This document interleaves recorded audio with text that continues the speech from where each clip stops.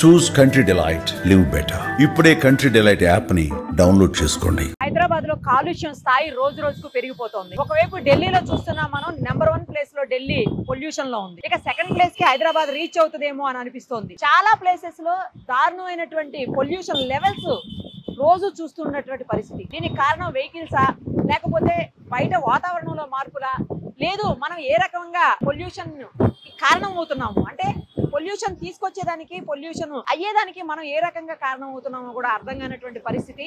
So ఇలాంటి పరిస్థితుల్లో హైదరాబాద్ వాసులు బ్రతుకుతున్నారు అంటే కొంచెం ఆలోచించాల్సిన అవసరం ఉంది. డెఫినెట్ గా ఈ పొల్యూషన్ లెవెల్స్ ని తగ్గించుకోవాల్సినటువంటి అవసరం అయితే 100% కనిపిస్తోంది. దానికి మనమంతా ఏం చేయాలి అనేది మాట్లాడే ముందు ప్రస్తుతం మనతో పాటు ఉన్నారు పొల్యూషన్ కంట్రోల్ బోర్డు నుంచి సీనియర్ సైంటిస్ట్ ప్రసన్న కుమార్ గారు. ఆయనతో మాట్లాడదాం. ఏ ప్లేసెస్ లో ఎక్కువగా పొల్యూషన్ కనిపిస్తుంది. ప్రస్తుతం మనం అయితే ఉన్నది పారడైజ్ సర్కిల్ సికింద్రాబాద్ లో. ఇక్కడనే చాలా అత్యధికంగా పొల్యూషన్ లెవెల్స్ ఉంటాయని తెలుస్తుంది. ఒకసారి ఆయనతో కూడా మాట్లాడదాం, మరిన్ని డీటెయిల్స్ తెలుసుకుందాం. ఇంకా ఏ ప్లేసెస్ లో పొల్యూషన్ ని హై లెవెల్లో వాళ్ళు ఐడెంటిఫై చేశారో కూడా తెలుసుకునే ప్రయత్నం చేద్దాం. సార్ నమస్తే అండి.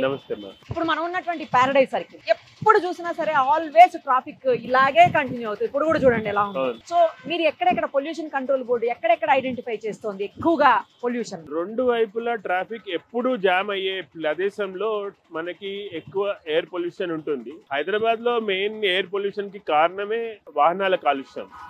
వాహనాల కాలుష్యంలో పాత వాహనాలు, కొత్త వాహనాలు, రకరకాల వాహనాలు, పెద్ద వాహనాలు, చిన్న వాహనాలు, లోడ్ ఎక్కువ ఉన్న వాహనాలు, ఇలా రకరకాల వాహనాల నుంచి మనకి కాలుష్యం వస్తుంది. ఎక్కడైతే మనకి పాత వాహనం ప్లేస్ లో ఎలక్ట్రిక్ వెహికల్ తీసుకొచ్చామో అక్కడ కొంత మేరకు ఆ వాహనం లోడ్ తగ్గింది అనుకోవచ్చు. కానీ ఏ రేట్ నైతే కొత్త వాహనాలు వస్తున్నాయో ఆ వాహనాలు, పాత వాహనాలు అలాగే మార్కెట్ లో ఉంటున్నాయి, బట్ కొత్త వాహనాలు ఉంటున్నాయి రోడ్డు మీద. ఈ రెండు రకాల వాహనాలు ఉండడంతో మనకి ట్రాఫిక్ ఎక్కువ రద్దీ ఉండడం కూడా ఒక కారణం అవుతుంది. ట్రాఫిక్ రద్దీ ఎప్పుడైతే ఎక్కువ అవుతుందో ఒక ప్రదేశంలో కాలుష్యం సాంద్రత పెరుగుతుంది. డెన్సిటీ ఆఫ్ ది పాపులేషన్ లాగానే డెన్సిటీ ఆఫ్ వెహిక్యులర్ పాపులేషన్ వల్ల మనకి ఎయిర్ పొల్యూషన్ లెవెల్ ఎక్కువ ఉంటుంది.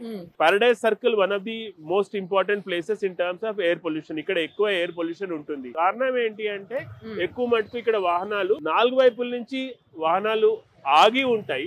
ఒకటి. రెండోది పక్కనే 2 పెద్ద సిగ్నల్స్ ఉన్నాయి. అటువైపు నుంచి ఒక సిగ్నల్ ఉంది, ఇటువైపు నుంచి ఒక సిగ్నల్ ఉంది.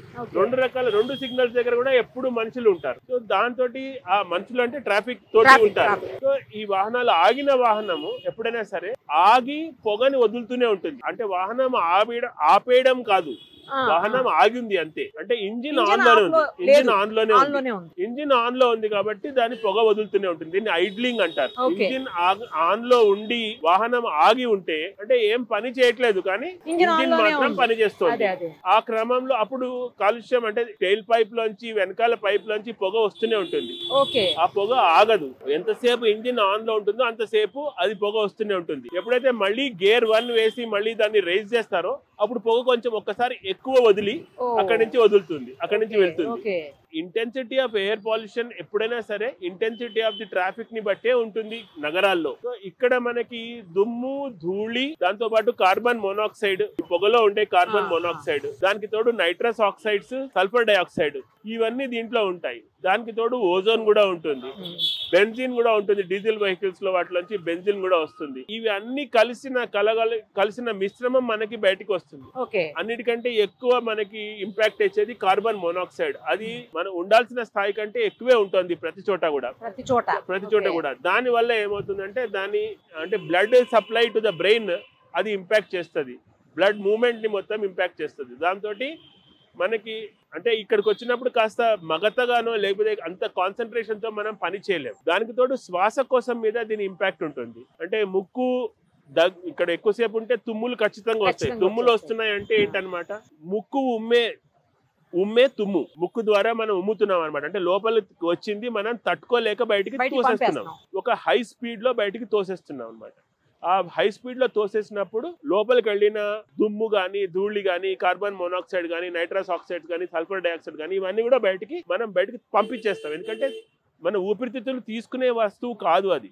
ఊపిరితిత్తులు తీసుకునేది ఓన్లీ ఆక్సిజన్ తీసుకోగలుగుతాయి. బయటికి వదిలిపెట్టగలిగింది మామూలు ప్రక్రియలో కార్బన్ డైఆక్సైడ్ వదిలిపెట్టగలుగుతాయి. కానీ కార్బన్ మోనాక్సైడ్ లాంటి వాయువులు, దుమ్ము, ధూళి లాంటివి మామూలుగా గాల్లో ఉండకూడదు, అవి శరీరంలోకి వెళ్ళకూడదు. అంటే మనం ట్రాపికల్ కంట్రీ కాబట్టి, ట్రాపికల్ కంట్రీ ఉష్ణమండలం అంటాం. ట్రాపికల్ కంట్రీలో ఉండే డిసడ్వాంటేజ్ ఏంటంటే దుమ్ము ధూళి కంటిన్యూస్ గా ఉంటాయి. అంటే మనం ఇంట్లో ఒక 4 రోజులు లేకుండా ఉంటే మళ్ళీ వచ్చి చూస్తే దేన్ని ముట్టుకున్నా కూడా దుమ్ము లేయర్ ఉంటుంది. సో ఈ దుమ్ము అనేది సర్వాంతర్యామి ఎప్పుడు ఉంటుంది. సీజన్ ని బట్టి ఈ దుమ్ము మనం ఇంటెన్సిటీ ఎక్కువ ఫీల్ చేస్తాం. చలికాలం గానీ ఇట్లా మేఘాలు మొత్తం అలుముకున్న ప్రదేశం సమయంలో కానీ, లేకపోతే వర్షం పడుతున్న సమయంలో కానీ ఆ దుమ్ము ధూళి ఒక ప్రాంతం నుంచి ఇంకో ప్రాంతానికి గాలితోటి తోయబడవు. మామూలుగా అయితే గాలి బాగా స్పీడ్ గా మూవ్ అవుతుంటే ఎండాకాలం లాంటి ప్లేస్ లో ఇది తోసేయబడుతుంది. ఒక ప్రదేశంలో ఉండే పొల్యూటెడ్ గాలి, కలుషితమైన గాలి తోసేయబడుతుంది.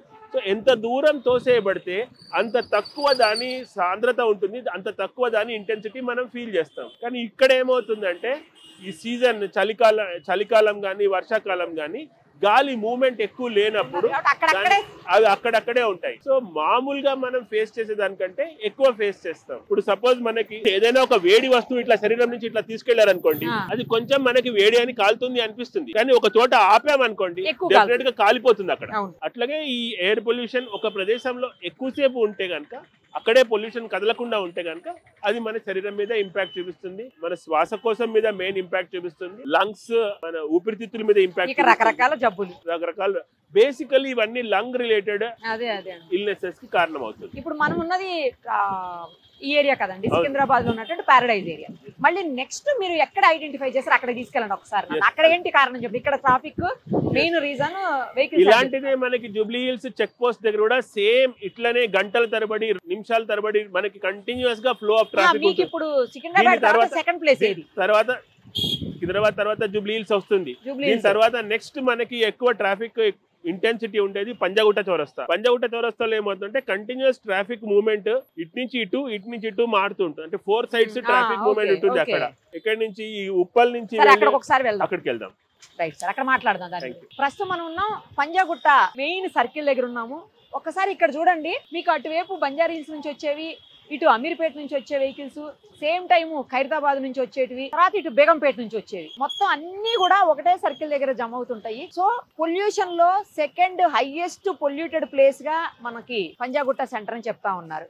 ఇందాక మనం చూసాము, ఒకటి paradise circle, first Secunderabad paradise circle అయితే సెకండ్ వన్ ఇదే చెప్తున్నారు. ఇక్కడ ఎంత పొల్యూషన్ లెవెల్స్ ఉన్నాయి, ఇక్కడ పొల్యూషన్ కి కారణం ఏంటో కూడా ప్రసన్న కుమార్ గారిని అడిగి తెలుసుకున్నాం. సార్ చెప్పండి, ఇప్పుడు ఇది మెయిన్ ఇక్కడ కూడా ట్రాఫిక్ ఏనా రీజన్, లేకపోతే వేరే ఇంకేదన్నా రీజన్ ఉందా? ఇక్కడ కూడా మెయిన్ ట్రాఫిక్.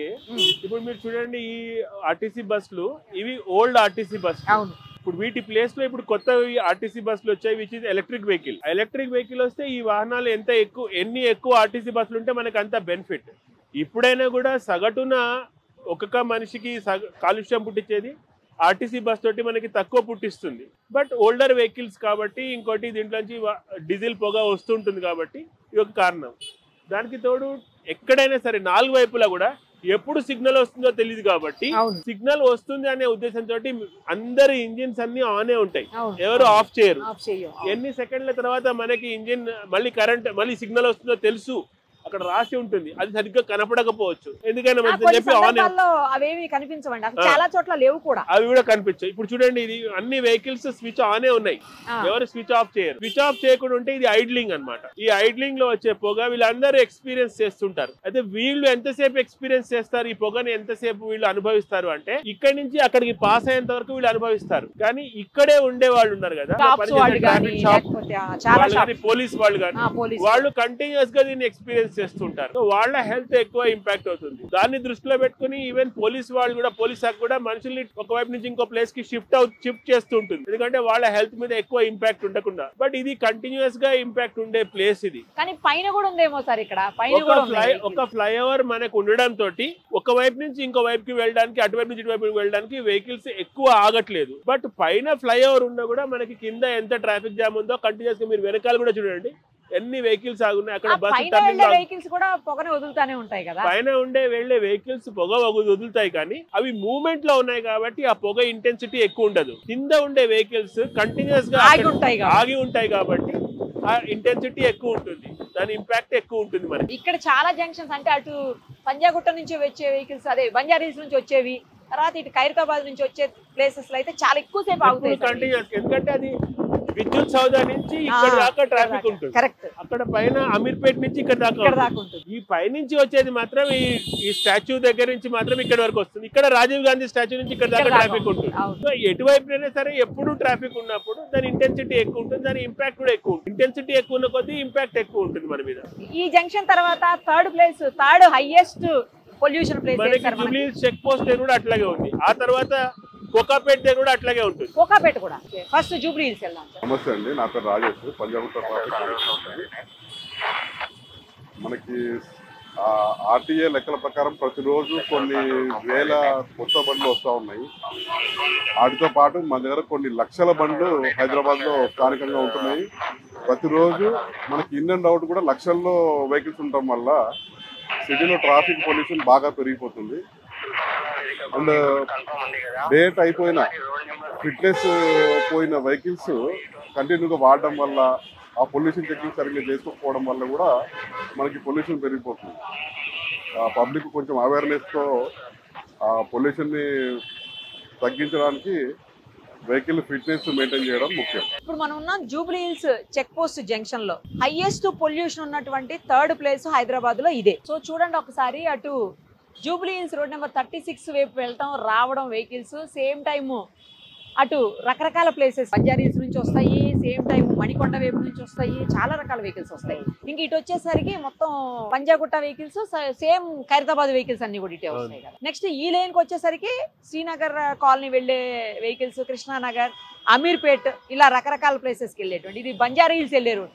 ఇటు నుంచి వచ్చేవైతే మొత్తం బంజారా హిల్స్ వెళ్ళేది. సో ఇది కూడా హైయెస్ట్ పొల్యూషన్ ఉన్నటువంటి ప్లేస్, థర్డ్ ప్లేస్ మన హైదరాబాద్లో. సో ఒక్కసారి దీనికి రీజన్ కూడా వెహికల్స్ ఏనా లేకపోతే ఇంకేమన్నా ఉందా? ప్రసన్న కుమార్ గారిని అడిగి తెలుసుకుందాం. ప్రసన్న కుమార్ గారు చెప్పండి, ఇక్కడ కూడా సేమ్ వెహికల్స్ ఫ్లో ఎక్కువ ఉండటమేనా రీజన్? ఫ్లో కాదు, స్టాపింగ్ ఎక్కువ వెహికల్స్ ఎక్కువసేపు స్టాప్ అవుతాయి. అక్కడ పైనుంచి ఇట్లా వాహనాలు కిందికి పారబోసినట్టుగా అనిపిస్తుంది. ఇటువైపు నుంచి చూసినా కంటిన్యూస్ గా వాహనాలు పారబోసినట్టుగా వస్తుంటాయి. అంటే కింది ఇట్లా గోటీలు పారబోస్తే వస్తాయి కదా, అట్లా కంటిన్యూస్ గా మనకు కనిపిస్తాయి. అవి చాలా ఎక్కువ దూరం వరకు కూడా కనిపిస్తాయి, షార్ట్ డిస్టెన్స్ కూడా కాదు. 2 ఫర్లాంగ్ 3 ఫర్లాంగ్ కొన్నిసార్లు 1 కిలోమీటర్ దాకా కూడా ఉంటాయి. అంటే ఆ ఇంటెన్సిటీ ఆఫ్ ఎయిర్ పొల్యూషన్ అంతా ఉంటుంది. ఇక్కడ మనకి ఫ్లైఓవర్ ఉంది, అట్లాగే మెట్రో రైల్ కూడా ఉంది. మెట్రో రైల్ కొంతవరకు మనకి లోడ్ తగ్గించుండొచ్చు, బట్ ఓవరాల్ గా మనకి కంటిన్యూస్ గా ఇక్కడ ఇంటెన్సిటీ ఆఫ్ ట్రాఫిక్ ఉంటుంది, ట్రాఫిక్ జామ్ ఉంటుంది, ఐడ్లింగ్ ఆఫ్ వెహికల్స్ ఉంటాయి. కంటిన్యూస్ గా వాహనం నడుస్తుంది, వీళ్ళందరూ వెహికల్ ఇంజిన్ ఆనే ఉంది. మీకు తెలుసా సార్, ఈ రూట్ అయితే అంటే ఇటు కృష్ణానగర్ నుంచి వచ్చే ఈ రూట్ అయితే అసలు చాలా సేపు ట్రాఫిక్ ఆగిపోతుంది. ఇక్కడ ఈ రోడ్ లో రోజు ఆగిపోతుంది ట్రాఫిక్. క్రాస్ చేయాల్సిన అవసరం ఉంది వాళ్ళకి. ఏం చేస్తారు? ఇది తప్ప వేరే ఆల్టర్నేట్ రోడ్ లేదు. ఆల్టర్నేట్ రోడ్ లేనప్పుడు ఇదే మెయిన్ రోడ్ అయినప్పుడు ఖచ్చితంగా మనకి ఇంటెన్సిటీ ఆఫ్ ట్రాఫిక్ ఎక్కువ ఉంటుంది, దాని ఇంపాక్ట్ కూడా ఎక్కువే ఉంటుంది. మనకి ఇక్కడ ఈ ఏరియాలో పనిచేస్తున్న కానిస్టేబుల్స్ కానీ, ఈ పెట్రోల్ పంప్ లో పనిచేస్తున్న వాళ్ళు కానీ, వాళ్ళ మీద ఎక్కువ ఇంపాక్ట్ ఉంటుంది. ఫార్చునేట్లీ ఇక్కడ ఎక్కువ ఇంటెన్సిటీ ఆఫ్ యాక్టివిటీ లేదు కాబట్టి దాన్ని ఫేస్ చేసే వాళ్ళు తక్కువ ఉంటారు. మనకి పంజాగుట్ట అట్లా ఏరియాలో అయితే మనకి ఎక్కువ ట్రాఫిక్ ఉంటుంది, ఎక్కువ షాపింగ్ యాక్టివిటీ కూడా చుట్టూ ఉంటుంది. సో వాళ్ళ మీద ఇంపాక్ట్ ఎక్కువ ఉంటుంది. ఇప్పుడు వస్తున్నాయండి ఇక్కడ కూడా రెసిడెన్షియల్ కాంప్లెక్స్ అది ఒకసారి వచ్చిన తర్వాత వాళ్ళు దాన్ని ఎక్స్పీరియన్స్ చేస్తారు. వాళ్ళు దాన్ని ఇప్పుడు ఇన్ని రకాల ప్రాబ్లమ్స్ ఉన్నప్పుడు హెల్త్ ఇష్యూస్ కూడా వచ్చే అవకాశం ఉంటుంది. Health issue main impact brain మీద, ఇంపాక్ట్ ఇరిటేషన్ ఉంటుంది, కాన్సన్ట్రేషన్ ఉండదు. ఈ పొగతోటి కాన్సన్ట్రేషన్ కూడా ఇంపాక్ట్ అవుతుంది. ఇంకోటి కంటిన్యూస్ వెహికల్ సౌండ్ కూడా ఉంటుంది మనకి. ఇక్కడ మనకి నాయిస్ లెవెల్ ఎప్పుడు కొలిచినా కూడా 75-80 డెసిబుల్స్ వరకు మనకి నాయిస్ లెవెల్ ఉంటుంది. 65 డెసిబుల్ కంటే ఎక్కువ మనం భరించలేని సౌండ్ ఇక్కడ 75-85 అంటే ఒక్కొక్కసారి 10 రెట్లు పెరుగుతుంది. ఒక్క లెవెల్ పెరిగిందంటే 10 రెట్లు పెరిగినట్టు. అన్ని లెవెల్స్ పెరిగిన నాయిస్ కి ఇంటెన్సివ్ గా వాళ్ళు ఎక్స్పోజర్ అయినప్పుడు ఇరిటేషన్ వస్తుంది, కాన్సన్ట్రేషన్ ఉండదు. దీని ఇంపాక్ట్ ఇంటికి వెళ్ళిన తర్వాత ఒక గంట అయిన తర్వాత కూడా మళ్ళీ మామూలు మనిషి అయ్యే పరిస్థితి ఉండదు. ఇవి అన్నిటిని దృష్టిలో ఉంచుకుని మనం ప్రెసెంట్ వాడే ఫ్యూయల్ ని ఆల్టర్నేట్ ఫ్యూయల్ కి మనం వెళ్తున్నాం. ఎలక్ట్రిక్ వెహికల్స్ లోకి వెళ్ళడం అనేది అదే. ఎలక్ట్రిక్ వెహికల్ కి సోర్స్ ఆఫ్ ఎనర్జీ కూడా ఇది వరకు ఇప్పుడు మనం వాడే పెట్రోల్ డీజిల్ బదులుగా సోలార్ ఎనర్జీని సోర్స్ ఆఫ్ ఎనర్జీగా వెళ్తున్నాం. ఒకసారి సోలార్ ఎనర్జీలోకి షిఫ్ట్ అయ్యి అప్పుడు మనం ఎలక్ట్రిక్ వెహికల్స్ లో కూడా షిఫ్ట్ అయితే ఆ సోలార్ ఎనర్జీ త్రూ మనకి ఎలక్ట్రిక్ వెహికల్స్ అయితే కనుక అప్పుడు మనం ఈ ఇంటెన్సిటీ ఆఫ్ ట్రాఫిక్ ఉన్నా కూడా దీంట్లోంచి ఎయిర్ పొల్యూషన్ మనం ఎక్కువ ఎక్స్పోజ్ కాదని ఆశిస్తున్నాం. ఈవీ వెహికల్స్ తో పాటు ఎక్కువగా డీజిల్ వెహికల్స్ పొల్యూషన్ ఎక్కువ ఉంటుంది అని చెప్పేసి ఢిల్లీలో పనిచేసినటువంటి డీజిల్ వెహికల్స్ పొల్యూషన్ ఉంటుంది పెట్రోల్ తో కంపేర్ చేస్తే అంటే మనకి నల్ల పొగ కనిపిస్తుంటుంది కదా. సో ఎక్కడైనా మనకి పొగ వస్తుంది, నల్ల పొగ మనకి దట్టమైన పొగ డీజిల్ వెహికల్స్ లో కనిపిస్తుంది. డీజిల్ వెహికల్ లోడ్ కూడా ఎక్కువ తీసుకుంటారు. మెయిన్ పాయింట్ కూడా సార్ ఇప్పటి వరకు ఎయిర్ పొల్యూషన్ గురించి మాట్లాడుకున్నాం మనం, కానీ ఈ మెయిన్ ప్లేసెస్ లో సౌండ్ పొల్యూషన్ కూడా చాలా ఎక్కువ ఉంటుంది. అవును, సౌండ్ పొల్యూషన్ ఉంటుంది. యాక్చువల్ గా ఇది క్రాస్ రోడ్స్, బండి ఆగుంది, ఆయన హార్న్ ఎందుకు కొడుతున్నారు? హార్న్ కొడుతూనే ఉన్నాడు, అదే కదా ఆయనకి హార్న్ కొట్టడం అంటే అది అలవాటు అయిపోయింది, ఆ వేలు అట్లా ఒత్తుతూనే ఉంటుంది. దాన్ని అక్కడ పడలేదు, సిగ్నల్ కనిపిస్తుంది అయినా హార్న్ కొడుతున్నారు. సో అంటే అది ఒక సివిక్ సెన్స్ నెసెసిటీ లేదు మనకి. చాలా చోట్ల మనం ట్రాఫిక్ లో మనం హార్న్ కొట్టాల్సిన అవసరమే లేదు. ఆయన కూడా అన్అవాయిడబుల్ సిచ్యువేషన్ ఇది, ఎందుకు కొడతారో తెలియదు, అదే అలవాటు అంతే. సో ఇప్పుడు ఏం చేస్తే బెటర్ అవుతుందండి? ఎలాంటి సివిక్ సెన్స్ ఇంప్రూవ్ కావాలి మనకి. హారన్ సౌండ్ నుంచి మనం బయటపడాలంటే ఇప్పుడు వచ్చే హారన్ మొత్తం అన్నెసెసరీ హారనే, దాని బేసిక్ సివిక్ సెన్స్ ఉండాలి. అదొకటి. ఎయిర్ పొల్యూషన్ గురించి, ఎయిర్ పొల్యూషన్ మీద అంటే మనం ఎలక్ట్రిక్ వెహికల్స్ కి వెళ్ళడం ఒకటి, ఆల్టర్నేట్ గా సోర్సెస్ ఒకటే చోట ట్రాఫిక్ లోడ్ కాకుండా మనం వేరే వేరే ప్లేసెస్ లో సాటిలైట్ టౌన్స్, సాటిలైట్ సిటీస్ ఉన్నప్పుడు ఇదే ప్లేస్ లో ఇక్కడే వచ్చి ఇంతమంది ఉండాల్సిన అవసరం ఉండదు. ఇప్పటికీ చాలా ప్లేసెస్ లో అక్కడే చుట్టూ వాళ్ళు షాపింగ్ చేయడానికి రోజు వేరే బయటికి వెళ్లాల్సిన అవసరం లేకుండా ఏర్పాటు చేసుకున్నాం మనం. కానీ ఇంటెన్సిటీ ఆఫ్ యాక్టివిటీని మనం డిస్పర్స్ చేయాల్సిన అవసరం ఉంది. అప్పుడే మనం వాహన కాలుష్యం నుంచి తగ్గించే అవకాశం ఉంటుంది. ఇంకోటి మనం వెహికల్ కి వాడే ఫ్యూయల్ నుంచి మార్పు వస్తే కూడా కొంచెం మార్పు ఉంటుంది. దానికి తోడు ఈ మాస్ ట్రాన్స్పోర్ట్ ఉంది కదా, ఆ మాస్ పబ్లిక్ ట్రాన్స్పోర్ట్ ఎక్కువ మటుకు మనం ఎలక్ట్రిక్ వెహికల్స్, ఎలక్ట్రిక్ సోర్సెస్ మీద డిపెండ్ అయితే కూడా నగరంలో కాలుష్యాన్ని తగ్గించిన వాళ్ళం అవుతుంది. ఫైనల్ గా ఒకటి చెప్పండి, ఇప్పుడు ఈ ఎయిర్ పొల్యూషన్ చూసాము మనం, సౌండ్ పొల్యూషన్ అన్ని చూసాం, ఈ ఎయిర్ పొల్యూషన్ వాటర్ పొల్యూషన్ కూడా కారణం అవుతుంటుందండి? అంటే ఎయిర్ పొల్యూషన్, వాటర్ పొల్యూషన్ ఎప్పుడు అవుతుందంటే వర్షం పడ్డప్పుడు, ఆ వర్షంలో ఈ పొగ చేరినప్పుడు మనకి ఆ వర్షం పొగతో నిండిన వర్షం ఉంటుంది, దాన్ని ఆమ్ల వర్షాలు, యాసిడ్ రైన్స్ అంటారు. అట్లాంటివి వచ్చే అవకాశం ఉంది. అందుకనే సిటీలో వచ్చిన వర్షం నీళ్ళని డైరెక్ట్ గా తాగడానికి వీలు కాదు. అట్లీస్ట్ ఇట్లాంటి ట్రాఫిక్ జంక్షన్స్ లో ఉండే ప్లేస్ లో, ట్రాఫిక్ జంక్షన్ దగ్గరలో ఉండే నీళ్ళని మనం తాగడానికి ఉపయోగించలేము. సో గ్లోబల్ వార్మింగ్ ఇవన్నీ రీజన్ అవుతాయి. రైట్ సార్, చాలా విషయాలు పర్ఫెక్ట్ గా చెప్పారు.